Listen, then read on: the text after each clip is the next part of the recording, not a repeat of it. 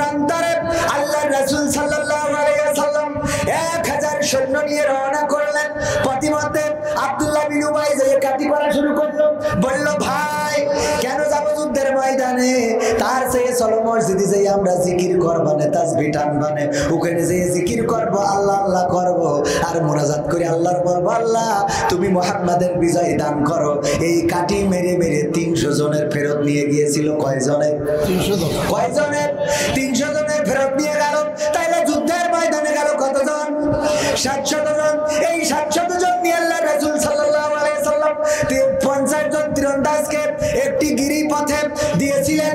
এখনো উহুদের ময়দানে, উহুদের পাহাড়ে গেলে দেখা যায় ওই গিরিপথে রাখলেন এবং বললেন এই 50 জন তীরন্দাজ তোমরা আমি যতক্ষণ সংকেত না দেব ততক্ষণ পর্যন্ত যেন ওখান থেকে নেমে আসবা না। কিন্তু ওই 50 জন তীরন্দাজ যখন ইসলামের প্রাথমিক বিজয় হয়ে গেল, কাফেরেরা পালাতে থাকলো, তখন তাড়াতাড়ি করে ওরাও নামে আসলো যে গনিমতের মালগুলো কুড়াতে হবে।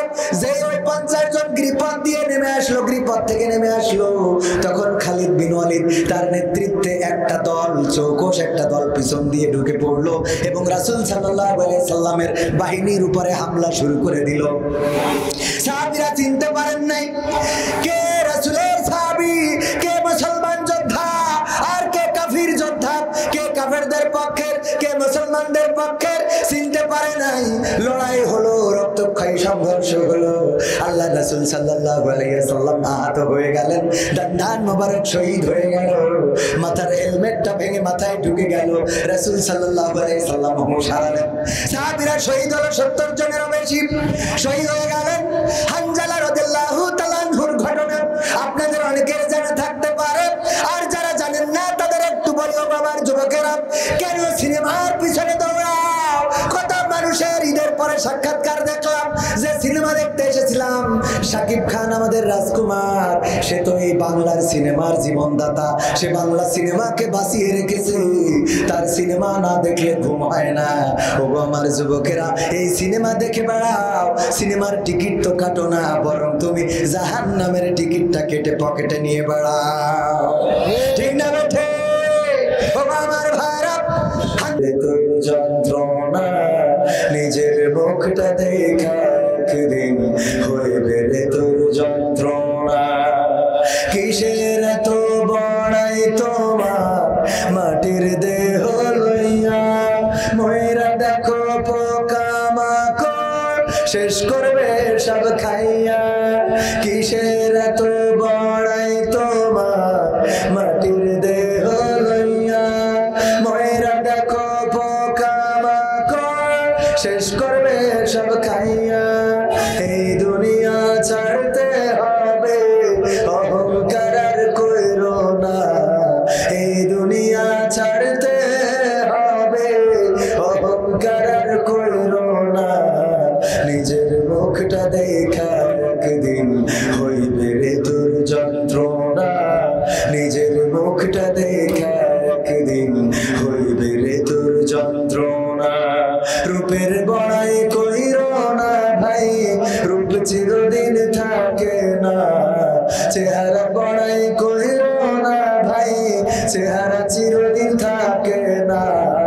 নিজের মুখটা দেখা একদিন হইবে রে তোর যন্ত্রণা, নিজের মুখটা দেখা একদিন হইবে রে তোর যন্ত্রণা। ঠিক না বেটি? আর একটু জোরে বলেন, ঠিক না বেটি? ওগো আমার ভাইরা, এখনো যারা মাহফিলের বাইরে রয়েছেন, আশেপাশে ঘোরাফেরা করছেন, সময় চলে যায়, জীবনের সময়গুলো পার হয়ে যায়। কোন কাজে লাগালেন এই সময়টা? পরকালের ময়দানে হিসেব দেওয়া লাগবে না, লাগবে না। আল্লাহর নবী সাল্লাল্লাহু আলাইহি ওয়াসাল্লাম বলেছেন, 5টি প্রশ্নের উত্তর না দেওয়া পর্যন্ত কোন আদম সন্তান তার পায়ের কদম উঠাতে পারবে না। তার মধ্যে প্রথমতম প্রশ্ন হলো, আল্লাহ রাব্বুল আলামিন যে হায়াত দিয়েছেন, এই হায়াতটা কোন কাজে লাগিয়েছেন? এটা বলা লাগবে কার কাছে? কার কাছে? আল্লাহর কাছে হিসাব দেওয়া লাগবে। আপনার হায়াতটা কোন পথে ব্যয় করলেন? আপনি আযান দিয়ে মসজিদে গিয়েছেন, নাকি আপনি চায়ের দোকানে সময় কাটিয়েছেন? আপনি ঈদের দিন ঈদের বাইক নিয়ে ঘুরে বেরিয়েছেন, আপনি গদখালিতে গেলেন কিনা, আপনি অন্যায় করে বেড়ালেন কিনা, ভাবিকে নিয়ে আপনি পার্কে ঘুরে বেড়ালেন কিনা, হিসাব দেওয়া লাগবে। 2 নম্বর প্রশ্ন হলো, আল্লাহ রাব্বুল আলামিন বলবেন তোমার যে যৌবনকাল দিয়েছিলাম এই যৌবনকালটা হলো গোল্ডেন টাইম। কি টাইম? Golden time. আর আমার মমতাজ আপার ভাষায় যৌবন হলো গোল্ডেন সিগারেট। ঠিক না বেঠে? আমার মমতাজ আপার ভাষায় এই যৌবনটা হলো গোল্ডেন সিগারেট, একটা দামি সিগারেট, যেখানে আগুনটা জ্বালাইলেন তারপরে সুটান দিতে দিতে শেষ। ঠিক না বেঠে? যাদের যৌবন আছে এই যৌবনের গরমে অনেক কিছু করে, যাকে ধরতে বলা হয় তাকে মেরে বসে, যাকে মারতে বলা হয় তাকে দুনিয়া ছাড়া করে, কাউকে পাঠায় হাসপাতালে আর কাউকে পাতালে। এমন যৌবন কাল আমাদের আসিল না, ছিল না? অনেক মুরব্বী আছেন এমন যৌবন কাল ছিল, যেই যৌবন কালে মকসেদের বোরখার বেড়া ভাঙিছে। আছে না?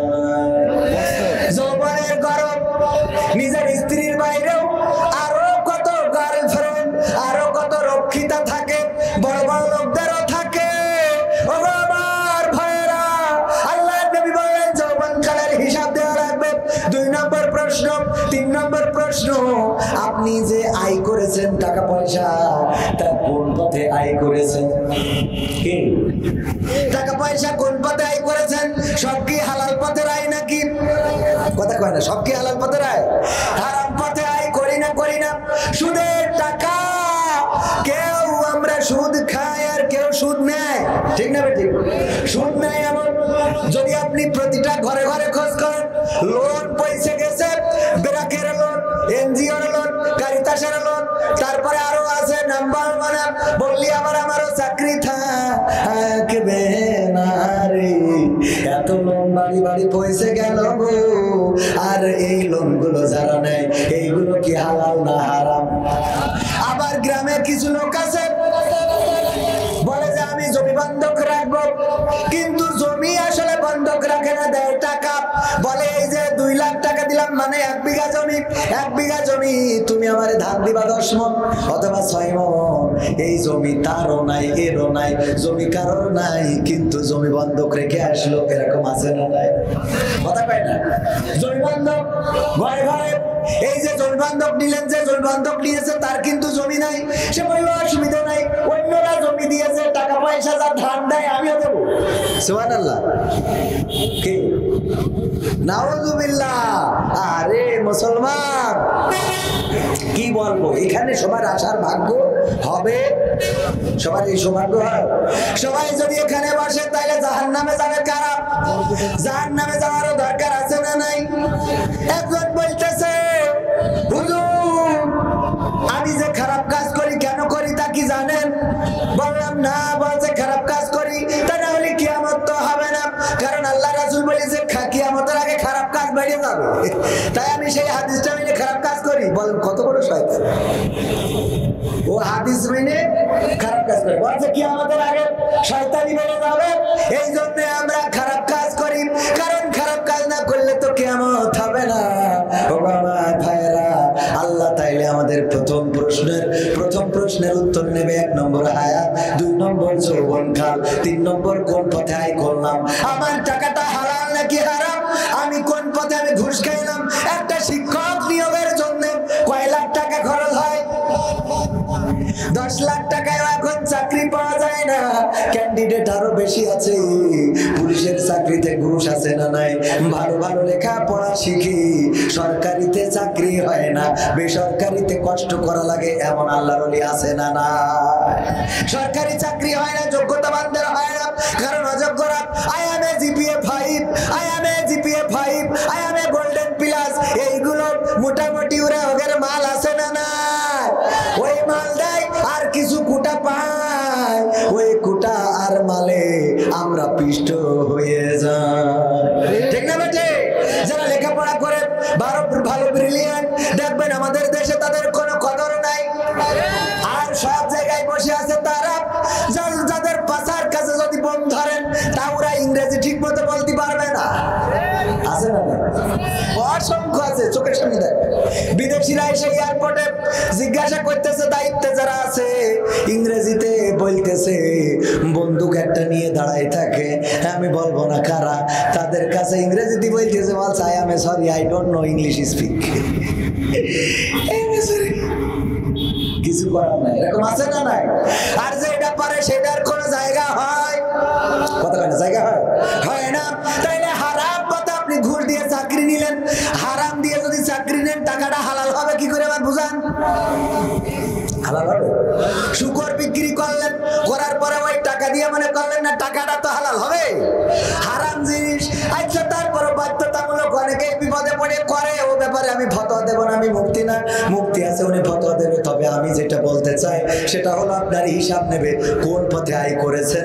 এই আয়ের পথটা বলা লাগবে ভারত কাছাকাছি আছে না নাই, ফেন্সি ডালের ব্যবসা করে এরকম লোক আছে না নাই, যারা টেকনাফে থাকে ইয়াবা বাবার ব্যবসা আছে না নাই, ইয়াবার ব্যবসা করে আবার আমাদের প্রতি সাহেব যায় ওমরা করার জন্য। সুবহানাল্লাহ। হ্যাঁ, কত ধরনের বাবারা আছে শেয়ার বাজার কেলেঙ্কারি করে কত মানুষের ক্ষতি করলো, কত মানুষ বিপদে পড়ে গেল। আর যে কাবা ঘরে ইমাম সাহেবের পিছনে বসে ইতিকাফ করে ছিল, মনে করলো ইমামের পিছনে বসে ইতিকাফ করলি মনে হয় আল্লাহ মাফ করে দেবে, তাই যদি দিত তাইলে আব্দুল্লাহ বিন উবাই জান্নাতে যেত। বলেন ঠিক কিনা? আব্দুল্লাহ বিন উবাই এমন ছিল, আল্লাহ রাসূলের পিছনে একেবারে বরাবর দাঁড়াতো সোজা। রাসূল সাল্লাল্লাহু আলাইহি সাল্লাম যেখানে আব্দুল্লাহ বিন উবাই তার পিছনে। শুধু তাই না, নামাজ শেষে বলতো সবাই শোনো, ও মদিনাবাসী কেন বসে যাও, নবী মুহাম্মদ মক্কা থেকে এসেছে, সে অনেক ভালো মানুষ, তার কথা শুনবা, তার কথা মানবা, তার কথা আমল করবা, যদি করো দুনিয়ায় বাঁচবা, পরকালেও বেঁচে যাবা। এই কথা বলে আবার বাইরে যেয়ে বলতো মুহাম্মাদের কাঠি খুলে দিতে হবে। বলেন নাউজুবিল্লাহ। উহুদের ময়দানে আল্লাহ রাসূল রওনা করলেন কতজন নিয়ে? কতজন? হাত উঁচু করে বলেন কতজন? সাহস করে বলেন একজন। উহুদের ময়দানে এই জন্য আমি ইসলামের বেসিক নলেজ প্রশ্ন করি, ভালো ভালো কাজ করা যায়, ঠিক আছে? টিভি এন্টারটেইনমেন্টে আপনারা দেখেন না, অনেকের চোখের সামনে পড়তে পারে।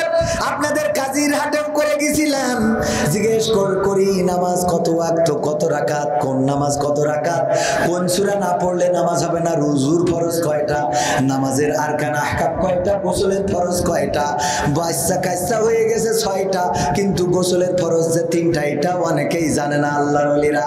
ও আমার ভাইরা, এই জন্য আমি এই যে একটা বই করেছি বেসিক নলেজ অফ ইসলাম, এখানে ওই যে ছোট ছোট খাটো বিষয়, বদরের প্রান্তরে আল্লাহ রাসূল কতজন নিয়ে যুদ্ধে গিয়েছিলেন, উহুদের প্রান্তরে কতজন নিয়ে গিয়েছিলেন, বদরে কতজন শহীদ হয়েছে, উহুদে কতজন শহীদ হয়েছে, মুতারে রাসূলের সাহাবীর সংখ্যা কত ছিল, খন্দকে রাসূলের সাহাবীর সংখ্যা কত ছিল, এসব ইতিহাস আমরা জানি না।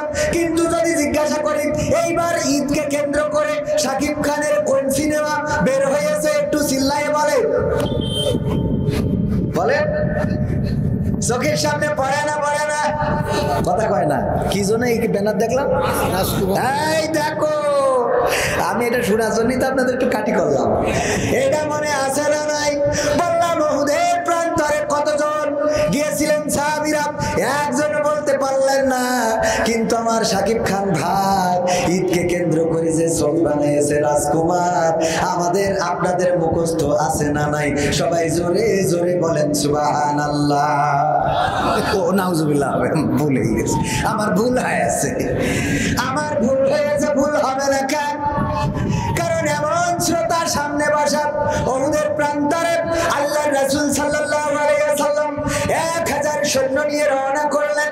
পথিমধ্যে আব্দুল্লাহ বিন উবাই যে কাটি করা শুরু করলো, বলল ভাই কেন যাবো যুদ্ধের ময়দানে, তার চেয়ে চলো মসজিদে যাই আমরা জিকির করব, তাসবিহ টানবানে, ওখানে যে জিকির করব, আল্লাহ আল্লাহ করব, আর মোনাজাত করে আল্লাহর বলবো আল্লাহ তুমি মুহাম্মাদের বিজয় দান করো। এই কাটি মেরে 300 জনের ফেরত নিয়ে গিয়েছিল। কয়জনের? 300 জনের ফেরত নিয়ে গেল। তাইলে যুদ্ধের ময়দানে গেল কতজন? 700 জন। এই 700 জন নিয়ে আল্লাহ রাসূল সাল্লাল্লাহু আলাইহি ওয়াসাল্লাম 50 জন তীরন্দাজকে একটি গিরিপথে দিয়েছিলেন। এখনো উহুদের ময়দানে, উহুদের পাহাড়ে গেলে দেখা যায় ওই গিরিপথে রাখলেন এবং বললেন এই 50 জন তীরন্দাজ তোমরা আমি না দেব ততক্ষণ পর্যন্ত যেন ওখান থেকে নেমে আসবা না। কিন্তু ওই 50 জন তীরন্দাজ যখন ইসলামের প্রাথমিক বিজয় হয়ে গেল, কাফেরেরা পালাতে থাকলো, তখন তাড়াতাড়ি করে ওরাও নামে আসলো যে গনিমতের মালগুলো কুড়াতে হবে। যে ওই 50 জন গিরিপথ দিয়ে নেমে আসলো, গিরিপথ থেকে নেমে আসলো, তখন খালিদ বিন ওয়ালিদ তার নেতৃত্বে একটা দল, চৌকস একটা দল পিছন দিয়ে ঢুকে পড়লো এবং রাসূল সাল্লাল্লাহু আলাইহি সাল্লামের বাহিনীর উপরে হামলা শুরু করে দিল। সাহাবীরা চিনতে পারেন নাই কে রাসূলের সাহাবী, কে মুসলমান যোদ্ধা আর কে কাফির যোদ্ধা, কে কাফেরদের পক্ষের কে মুসলমানদের পক্ষের, চিনতে পারে নাই। লড়াই হলো, রক্তক্ষয়ী সংঘর্ষ হলো। আল্লাহ রাসূল সাল্লাল্লাহু আলাইহি সাল্লাম আহত হয়ে গেলেন, ডান মোবারক শহীদ হয়ে গেল, মাথার হেলমেটটা ভেঙে মাথায় ঢুকে গেল। রাসূল সাল্লাল্লাহু আলাইহি সাল্লাম হুঁশ হারালেন। সাহাবীরা শহীদ হলো 70 জনেরও বেশি শহীদ হয়ে গেলেন। হানজালা রাদিয়াল্লাহু তাআলা আনহুর ঘটনা আপনাদের অনেকের জানা থাকতে পারে, আর যারা জানেন না তাদের একটু বলিও বাবার যুবকেরা, কেন সিনেমার পিছনে দৌড়াও? কত মানুষের ঈদের পরে সাক্ষাৎকার দেখলাম যে সিনেমা দেখতে এসেছিলাম, শাকিব খান আমাদের রাজকুমার, সে তো এই বাংলার সিনেমার জীবনদাতা, সে বাংলা সিনেমাকে বাঁচিয়ে রেখেছে, তার সিনেমা না দেখলে ঘুম হয় না। ওগো আমার যুবকেরা, এই সিনেমা দেখে বেড়াও, সিনেমার টিকিট তো কাটো না, বরং তুমি জাহান্নামের টিকিটটা কেটে পকেটে নিয়ে বেড়াও। ঠিক না বেঠে? ওগো আমার ভাইরা, হানজালা রাদিয়াল্লাহু তাআলা আনহার স্ত্রী এসে কান্না করছেন, বললেন ওগো রাসূল, আমি শুনেছি যারা শহীদ হয় তাদেরকে নাকি গোসল করানো হয় না, আমার স্বামীকে একটু গোসল দিবেন। কেন তোমার স্বামীকে গোসল দিতে হবে? কারণ আমার স্বামীর উপরে গোসল ফরজ হয়েছিল, আমার সাথে মিলিত হয়েছিল, হঠাৎ করে যখন শুনেছে আপনি বেঁচে নাই, আপনি শহীদ হয়েছেন, তখন আমাকে ফেলে রেখে যুদ্ধের ময়দানে চলে এসেছে, নিজে গোসলটা করার সময় পায় নাই। আমি খবর পেলাম আমার স্বামী জীবন দিয়ে শহীদ হয়ে গেছে, আমার স্বামী শহীদ হয়েছে ও রাসূল, তার উপরে গোসলটা ফরজ হয়েছে, ওয়াজিব হয়েছে, গোসলটা করিয়ে দিবেন। আল্লাহ রাসূল সাল্লাল্লাহু আলাইহি সাল্লাম সাহাবীদের বললেন, খুঁজে বেড়াও। সাহাবীরা তাড়াতাড়ি যাও, হানজালার লাশটা খুঁজে বের করো। সাহাবীরা ঘুরলেন, উহুদের ময়দান তন্ন তন্ন করে খুঁজে পাইলেন না। তারপরে আল্লাহ রাসূলের কাছে এসে বললেন, ও রাসূল পাইলাম না। রাসূল বললেন, আবারও খোঁজো। পরবর্তীতে আবার খুঁজতে যেয়ে পাওয়া গেল, দেখা গেল রাসূল সাল্লাল্লাহু আলাইহি সাল্লামের সাহাবী হানজালা রাদিয়াল্লাহু তাআলা আনহুর চুল থেকে টপ টপ করে পানি ঝরে পড়ছে। আল্লাহ রাসূল সাল্লাল্লাহু আলাইহি সাল্লামের কাছে ফেরেশতা জিবরাইল এসে জানিয়ে দিলেন, ও রাসূল, যে হানজালার গোসলটা ফরজ হয়েছে, ওই হানজালা গোসল আপনাকে ভালোবেসে যে জীবনটা উৎসর্গ করেছে, তার গোসলটা দুনিয়ায় কোনো গোসল হয় নাই, তার গোসলটা ফেরেশতারা নিয়ে আসে আজিমে নিয়ে জমজমের পানি দিয়ে গোসলটা করে দিয়েছে। বলেন সুবহানাল্লাহ। আমার ভাইরা, এই ছিল উহুদের ময়দানের ইতিহাস। শহীদ হলো 70 জনেরও বেশি সাহাবা শহীদ হয়ে গেল। ডান্ডান মোবারক শহীদ হলো রাসূলের, বেহুশ হয়ে পড়ে রইলেন। তাড়াতাড়ি করে একটা ছোট্ট গুহার মধ্যে, ছোট্ট একটা গিরির মধ্যে নিয়ে গেলেন, পাহাড় কাঁপা শুরু করে দিল। ওমর রাদিয়াল্লাহু তাআলা ধমক দিয়ে বললেন, ও পাহাড়, তুমি কি জানো না তোমার উপরে কাকে রাখা হয়েছে, তোমার ভিতরে কাকে রেখেছি তুমি কি জানো না? আখিরি জামানার পয়গম্বর নবী মুহাম্মদকে তোমার উপরে রেখেছি, কেন কাঁপাকাঁপি করো? পাহাড়ের কম্পন থেমে গেল। ওগো আমার ভাইরা, আল্লাহ রাসূল এই উহুদের ময়দানে লড়াই করলেন, রক্ত দিলেন, সাহাবীরা শহীদ হয়ে গেল। এর প্রাথমিক কারণটা ছিল, প্রথম কারণটা ছিল আব্দুল্লাহ বিন উবাই 300 সাহাবী ভাগায় নিয়ে গিয়েছিল। এই কারণে প্রথম কারণ কি? 300 সাহাবী পথ থেকে নিয়ে গেল, এতে মুসলমানদের একটু মন ভেঙে গিয়েছিল। কারণ একসাথে যদি পিকনিকে যাইতে চান, যদি 10 জন বন্ধু নিয়ত করেন যে একসাথে পিকনিকে যাব, হঠাৎ করে 10 জনের মধ্যে যদি 3 জন বা 4 জন পিছু টান মারে, বাকি 6 জনের মন ভাঙে না? কথা কয় না? মন ভাঙে না যে যাবো সাজেকে দেখার জন্য, অথচ আমরা 10 জন যাইতে চাইলাম, 3 জন যাবে না। এই যে 300 জনকে ভাগাই নিল আব্দুল্লাহ। গুরুত্বপূর্ণ একটা পয়েন্ট, এই জায়গা দিয়ে ছাড়া বাতিল আক্রমণ করার সুযোগ পাবে না। এই জায়গায় 50 জন তীরন্দাজকে দিলেন, কিন্তু ওই 50 জন তীরন্দাজ আল্লাহ রাসূলের কমান্ডকে অমান্য করেছিলেন। আল্লাহ রাসূলের হুকুমকে অমান্য করার কারণে ওই জায়গা থেকে নেমে আসলেন, আর বিপর্যয় আসলো। এরপরে সাহাবীরা এতটাই কঠিন সুদৃঢ় হয়ে গেলেন যে রাসূলের কথার অবাধ্য আর কোনো যুদ্ধে হয় নাই। সুবহানাল্লাহ বলবেন না? অবাধ্য হয়েছে। মুতার প্রান্তরে যুদ্ধ হবে। আল্লাহ রাসূল বললেন, এই যুদ্ধের সেনাপতি আমার পালক পুত্র যায়েদ, তুমি কোথায়? যায়েদ বলল, আল্লাহ রাসূল আমি হাজির আছি। লাব্বাইক। বলল, তুমি আজকে যুদ্ধের সেনাপতি? শোনো যায়েদ, তুমি যদি শহীদ হয়ে যাও তাহলে জাফর, আমার চাচাতো ভাই জাফর বিন আবি তালিব রাদিয়াল্লাহু তাআলা আনহু কোথায়? জাফর বললেন, আল্লাহ রাসূল আমি হাজির আছি। আল্লাহ রাসূল বললেন, যদি যায়েদ শহীদ হয়ে যায় জাফর, তুমি দায়িত্ব পালন করবা। 3 নম্বর আব্দুল্লাহ বিন রওহা, তুমি কোথায়? আব্দুল্লাহ বিন রওহা বললেন, হুজুর আমি হাজির আছি। বলল, যদি জাফর শহীদ হয়ে যায় আব্দুল্লাহ বিন রওহা তুমি সেনাপতির দায়িত্ব পালন করবা। এরপরে যদি আব্দুল্লাহ বিন রওহা শহীদ হয়ে যায় তাহলে তোমাদের মধ্য থেকে কোন একজন দায়িত্ব নিবা, নিয়ে তোমরা দায়িত্ব পালন করবা, সেনাপতির দায়িত্ব পালন করবা। ও আমার ভাইরা, এই কথা বলার পরে জাফর বলেন, আল্লাহর রাসূল আপনি কেন আমাকে দায়িত্ব দিলেন? আব্দুল্লাহ জাফর বলে নাই, যায়েদ বলে নাই, আব্দুল্লাহ বিন রওহা রাদিয়াল্লাহু তাআলা আনহু বলে নাই। অথচ আব্দুল্লাহ বিন রওহা রাদিয়াল্লাহু তাআলা আনহু ওই দিন ছিল তার বাসর সজ্জার রাত। আল্লাহু আকবার। বাসরের রাত ছেড়ে কেউ যাবে? আমি হুজুর আমি যাব মনে হয়। আমার যদি আল্লামা সাইদি কবর থেকে রাহিমাহুল্লাহ ডাক দিয়ে বলে, ওগো কবির বিন সামাদ, তুমি তো আমার জানাজার দিন ছিলে, আমার কবরের নামানোর দিন ছিলে, আমার লাশটা ধরে নামিয়েছিলে কবরে, আজকে তুমি আসো রাজপথে একটু লড়াই করো। যদি ওই কবর থেকেও বলে আর আমার যদি ওই দিন বাসর রাত হয় আমি যাব বলে আপনাদের বিশ্বাস হয় নাকি? বিশ্বাস হয়? এত ঈমান এখনো হয়নি, এত ঈমান এখনো হয় না। বুঝা গেছে? আমার কথা বললাম, আপনাদের হলে আমার কোনো অসুবিধা নেই, বরং আমি খুশি। আপনাদের যদি হয়ে থাকে আলহামদুলিল্লাহ। ও আমার ভাইরা, যায়েদ বলল, আমি বিদায় নিতে যাব কার কাছে? আপনি তো আমার পিতা, আর আমার মা আম্মা আয়েশা রাদিয়াল্লাহু তাআলা আনহা, আপনি বলেছেন আর মা ঘর থেকে শুনেছে, সুতরাং আমার আর বিদায় নেওয়ার মতো কেউ নাই। জাফর চলে গেল বাড়িতে বিদায় নিতে। ছোট ছোট বাচ্চা সন্তানেরা রয়েছে, যে স্ত্রী বাচ্চাদেরকে ডেকে বলল, আমার বাচ্চারা, ও আমার স্ত্রী, আজকে যুদ্ধের ময়দানে যাচ্ছি, মুতার প্রান্তরে লড়াই হবে, আজকে আমি শহীদ হতে পারি, আমার জন্য দোয়া করো গো স্ত্রী। তোমার সাথে ঘর কন্যা করতে যে যদি কোনো অন্যায় করে থাকি ক্ষমা করে দিও, আর যদি ঈমান আমল নিয়ে থাকতে পারো আল্লাহ জান্নাতে দেখা করার ব্যবস্থা করে দেবেন। এই বলে যখন চলে আসতে যাচ্ছে, ওই সময় জাফর রাদিয়াল্লাহু তাআলা আনহুর স্ত্রী বললেন, ও জাফর একটু দাও, তোমাকে নিয়ে আল্লাহর কাছে দুটি হাত তুলে প্রার্থনা করতে চাই। জাফর রাদিয়াল্লাহু তাআলা আনহুর স্ত্রী হাত তুললেন এবং দোয়া করলেন, ও আল্লাহ তুমি দয়া করে আমার স্বামী জাফর বিন আবু তালিবকে আজকের এই যুদ্ধের ময়দান থেকে গাজী বানিয়ে পাঠিয়ে দিও। জাফর রাদিয়াল্লাহু তাআলা আনহু তাড়াতাড়ি করে তরবারির উল্টা পিঠ দিয়ে স্ত্রীর হাতে আঘাত করলেন, করে বললেন, হাতটা নামাও, তোমার হাত কবুল হবে না, কারণ আল্লাহর রাসূল আমার আগে একজন সেনাপতি রেখেছে, আমার পরে একজন সেনাপতি রেখেছে, আজকের যুদ্ধে যে আমি শহীদ হয়ে যাব এতে কোনো সন্দেহ নাই, সুতরাং তুমি উল্টা দোয়া করো না। ও গো স্ত্রী, তোমার দোয়া আল্লাহ কবুল করবেন না। কিতাবে এসেছে আবু জাফর যখন বের হয়েছেন বাড়িতে, সন্তানেরা পিছন দিক থেকে কান্না করতেছে, আব্বু আব্বু একটু দাও।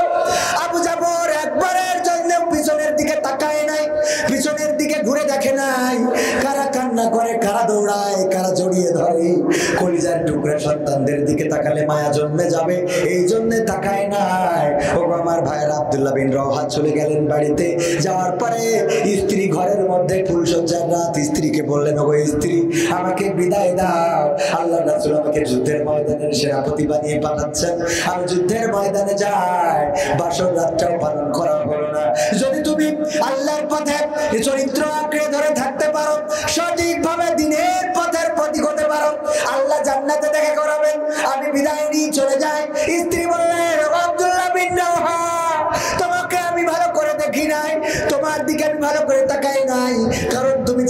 না বিয়ের আগে আমি তোমারে ভালো করে দেখতে পাই না, একটু ঘরে আসো, তোমাকে আমি একটু দেখবো।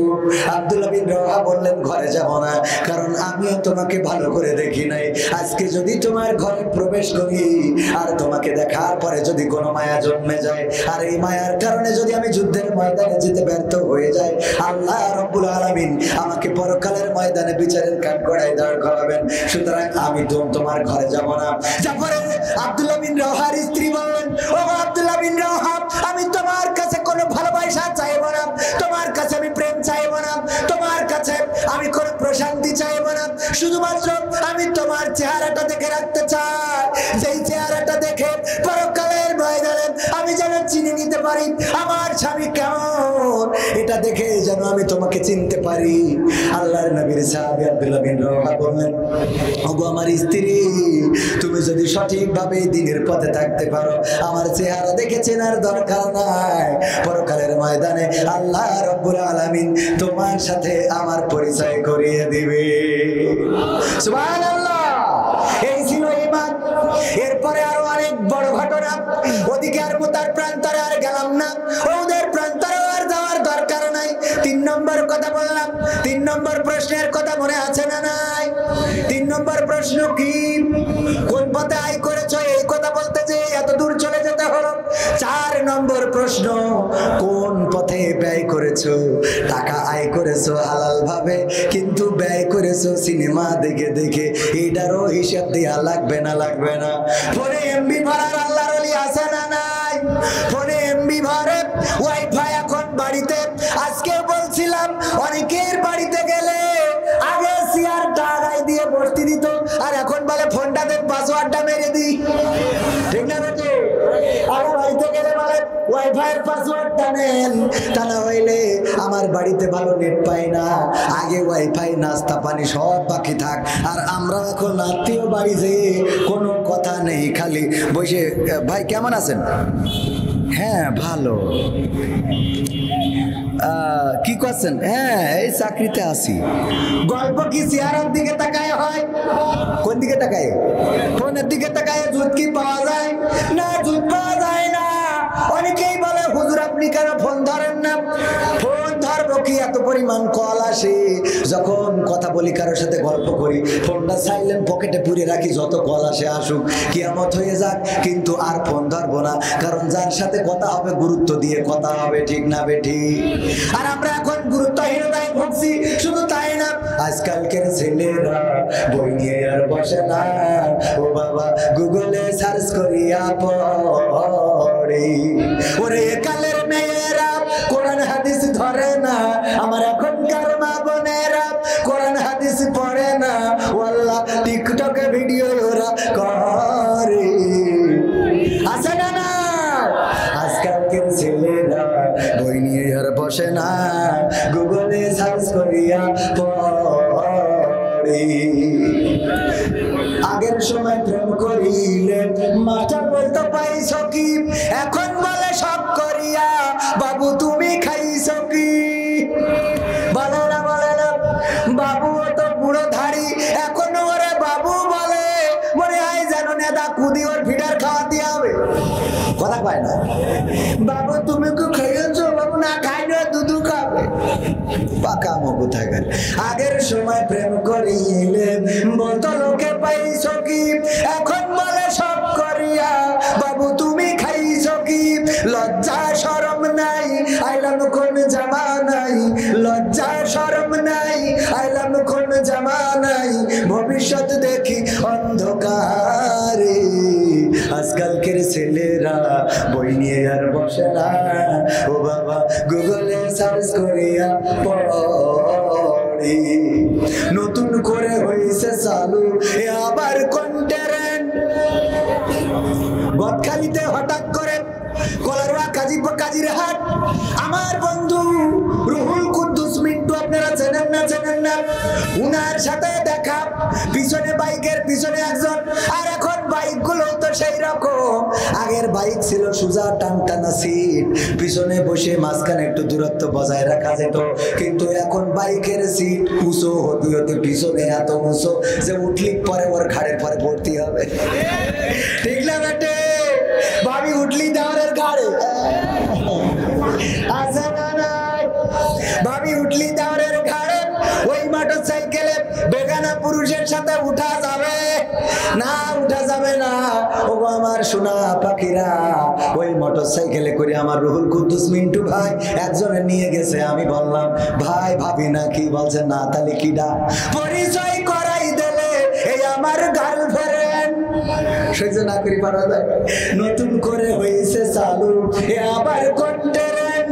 পরিচয় করাই দেখি এই আমার বয়ফ্রেন্ড। কথা কয় না। হঠাৎ করে একটা ছেলে নিয়ে বাড়ি হাজির। মা জিজ্ঞাসা করতেছে ও মা কারে ধরে নিয়ে আইছিস? বলছে মা ওইটা তো আমার বয়ফ্রেন্ড। কইতে আগে তো কবি না আমি কলার রাতে দুটো আপেল কিনে আনতাম। আব্বা ভালো আছো? ওরে আব্বা আমার। এইবার ওই আব্বার জন্য সিটা রুটি, মুরগির গোশ, আপেল, আঙুর এইভাবে খেয়ে গেল। ওইগুলো তো খেলো শাশুড়ির হাতের। আর যা খাওয়া রাত্রি দিনই ওইগুলোর কথা বললাম না। এরপরে এইবার সব খাওয়া শেষ। ও ছেলেও হারাই গেল। এই মেয়ে বিয়ে করার জন্য আব্দুল সালাম যুক্তিবাদী ভাই যখন গিয়েছে ওনার ছোট ভাইয়ের জন্য, যাওয়ার পরে বলছে মেয়ের ব্যাপারে মা একটু আপনি তো আমাদের মাউই মা বলেন কেমন? বলছে আমার মেয়ের মতো পর্দাশীলা নারী আল্লাহর জমিনে একটাও না। আছে না? আবার কিছু আছে খুব পাকা অভিনেতা। কেমন অভিনেতা? জানে যে এই ভ্যানালা ছেলের সাথে ওর আব্বা কোনোদিন এই মেয়ে বিয়ে দেবে না, কিন্তু ভ্যানালা ছেলে চেহারাটা ভালো। এই কারণে শাশুড়ি আম্মা বললো যাও ও আমার মেয়ে তুমি ওর সাথে যাও, যা হয় আমি এদিক কন্ট্রোল করবানে। কথা কয় না? আছে না নাই? তুমি যাও কন্ট্রোল করবানে। এইবার ওর সাথে কায়দা করে পাঠাই দেওয়ার পরে এইবার মনে করেন বাড়িতে কি কায়দা শুরু করে দেবে। ও আল্লাহ আমার বুকি আজকে চুরি মেরে চলে গেল রে। ও মা আছে না নাই? ও পাঠাই দিয়ে আবার ও কাইতেছে ওর বুকি নেই চুরি মেরে গেছে। শুধু তাই না, এরপরে কি করে? এরপরে যেয়ে যদি ওর আব্বা বাড়ি আসে ওর আব্বার এবার শুরু করে দেয় কি জন্ম দে তুই চাও, কি জন্ম দে তুই চাও। ও আল্লাহ মুখি চুর নিকালি লাগাই চলে গেল গো। অভিনেতা আছে না নাই? অথচ পাঠাই দিলে কিন্তু কথা কয় না। এগুলো না বললে তো লজ্জা পাবে না, এ বললেও তো লজ্জা হয় না। আপনাদের এলাকার মাহমুদুল হাসান জিয়াদি ছিল, ও লজ্জা দেওয়ার জন্য একদিন ওই যে রাস্তা দিয়ে যাচ্ছে তো এখন পায়খানা করতেছে, তো পায়খানা করছে বলে ও একটু লজ্জা যাতে পায় যে রাস্তার পাশে কেন পায়খানা করবে। মেম্বার চেয়ারম্যান তো কত টয়লেট মালিক করে দিয়েছে, স্যানিটারি ল্যাট্রিন, তো এনে না করি ও রাস্তার পাশে কেন, তো ওর একটু লজ্জা দেওয়ার জন্য মোটরসাইকেলের হেডলাইট ঘুরাই ধরিয়েছে যাতে ও একটু লজ্জা পায়। ও এত লজ্জা পাইয়ে যে লুঙ্গি তুলে মুখ ঢেকে চুপচাপ বসে রয়েছে, মানে কঠিন লজ্জা পাওয়া পেয়েছে যে যাওয়াই নিচে দে হোক উপরটা ঠিক থাকা আপাতত। এরকম লজ্জা পাওয়া আল্লাহর ওলি আছে না নাই? সব চলে গেল, শেষ হয়ে গেল। ঈমান নাই, পর্দা নাই, আবার এখন বুরকাওয়ালা। না বললে হবে না শোনা, সত্য কথা না বললে এই সমাজটা সংরক্ষণ করা যাবে না। এখন যত প্রেমিক প্রেমিকা আছে, বিশেষ করে প্রেমিকা গুলো খাস পর্দাশীলা, বুরকা পরে তারপরে প্রেম করে বেড়ায়। আমি বলি ওরা আল্লাহওয়ালা প্রেমিকা। কি প্রেমিকা? আল্লাহওয়ালা প্রেমিকা।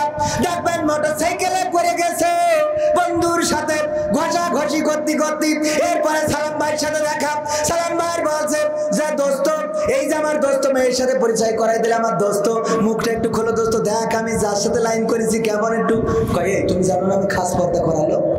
ওরে বাবা, আর একজনের সাথে বাইকে ডলতি ডলতি গেল, উনি খাস পর্দা করালো।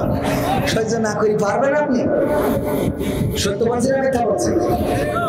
অসংখ্য ঘটনা চোখের সামনে। টিকটক করে এখন বুরকা পরে, মাথার পরে গদখালির ফুল দিয়ে, ওই যে ক্যামেরা একটা ঘোরে আর ওরা তাকে নাকে দিন না। সত্য না মিথ্যা? এই কথাগুলো না বললে তো উপায় নাই ভাই। মানে এদেরকে আল্লাহ বললো ওয়া করনা ফি বুয়ুতিকুন্না ওয়ালা তাবাররাজনা তাবাররুজাল জাহিলিয়াতিল উলা। ও নারীরা তোমরা পর্দার মধ্যে থাকো, জাহিলি যুগের মেয়েদের মতো সেজে গুজে নিজেদেরকে প্রদর্শন করে বেড়ায়ও না। আল্লাহ এই কথা বলেছে। আর ওরা কি করতেছে? এক জায়গায় ভাত আছে অল্প, মুড়ি আছে অল্প, লোক হলো বেশি, তো কমিটি সিদ্ধান্ত নিল যে যে মুড়ি খাবে তার ভাত দেওয়া হবে না, যে ভাত খাবে তার মুড়ি দেওয়া হবে না। এখন প্রথমে সালাম ভাই জিজ্ঞেস করেছে আপনি ভাত খাবেন না মুড়ি খাবেন? তা বলছে আমি মুড়ি খাইতে ভাত খাবো। একটু বাঁচাই না জন্যি একটু বুদ্ধি করলো যে দুটো ভাত যাতে 10 জনেরই হয়ে যায়, ভাত হবে অল্প লোকের, মুড়ি হবে, মুড়ি যে খাবে ওরা ভাত দরকার নেই, ভাত খাবে। বলছে ভাত খাবা না মুড়ি খাবা? সালাম ভাই তো বুদ্ধিমান, বলছে মুড়ি খেয়ে ভাত খাবো। মানে দুইটাই। এখন মা বোনিদের বলা হলো আল্লাহ বলছে পর্দা করো, সেই যে গুজে অশ্লীলতা করে বেড়ায়ও না। ওরা বলছে আল্লাহ পর্দাও করবো অশ্লীলতাও করবো, পর্দা করিয়ে তারপরে টিকটক করবো। এই সত্যি বলছে না মিথ্যা? টিকটকে বুরখাওয়ালা আছে না নাই? তাহলে পর্দা আল্লাহর বিধানও মানছে, টিকটকও করছে, তার মানে মুড়ি খেয়ে ভাত খাচ্ছে। কথা কি বোঝা গেছে?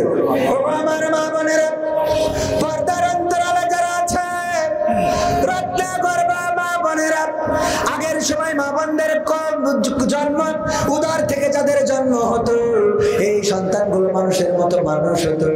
আর এখনকার যে সন্তানগুলো জন্ম হয় ও ছোট থাকতেই ইসরে পেকে হাজির হয়ে বসে থাকে। ঠিক না বেঠে? 5ম শ্রেণীর ছাত্র বাবার পকেট থেকে টাকা চুরি করে নিয়ে দুটো মেয়ে নিয়ে গেছে কক্সবাজারে। আমি ওই দিন শোনার পরে মনে করলাম আত্মহত্যা খেয়ে বসে থাকি, কারণ আমরা জীবনে কি করলাম। ও 5ম শ্রেণীতে পড়ে 2টা মেয়ে নিয়ে গেল। শুধু তাই নয়, গতকালকের ঘটনা, কক্সবাজারে গিয়েছে ছেলে বন্ধুদের সাথে একটা মেয়ে, তারপরে ধর্ষিতা হয়েছে। এখন প্রশ্ন করতেছে আসলে কি দোষ ছেলেদের নাকি ওই মেয়ের নাকি অভিভাবকের নাকি সমাজের? আপনাদের কার মনে হয়? কার?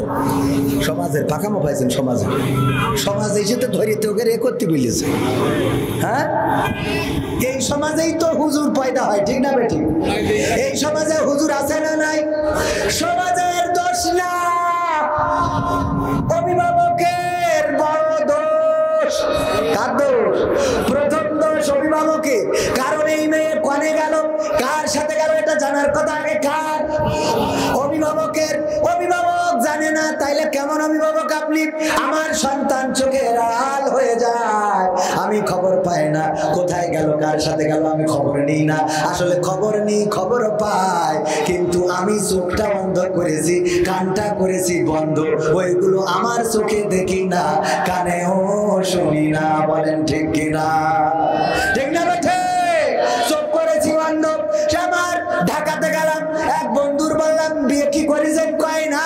তার কি লাইন ঘাট আছে নাকি? বলছে হুজুর কি বলবো, আপনার সাথে তো মিথ্যা বলা যায় না, কারণ লাইন যদি ঠিক করে না রাখি তাইলে আমরা মনে করি প্রতিষ্ঠিত হয়ে তারপরে বিয়ে করব, কিন্তু এর আগেই দেখি গাঁজাখোর ফেন্সিখোরেরা ওই জিনিসটা নিয়ে চলে যায়। কথা কয় না? ঠিক না? এটা গাঁজাখোর, ফেন্সিখোর, ইয়াবাখোর, মদখোর, জেনাকারী, ব্যভিচারকারী মেয়েদের চোখে ওরা সবচেয়ে ভালো। আর সবচেয়ে যে ভদ্র আল্লাহওয়ালা, কারোর সাথে মারামারি করে না, কাটাকাটি করে না, নামাজ পড়ে চলে না। ঠিক বলছেন না? ঠিক আছে। আমাদের কম কষ্ট হয়নি বিয়ে করতে ভাই, বললাম না খালি কম কষ্ট হয়নি শোনা।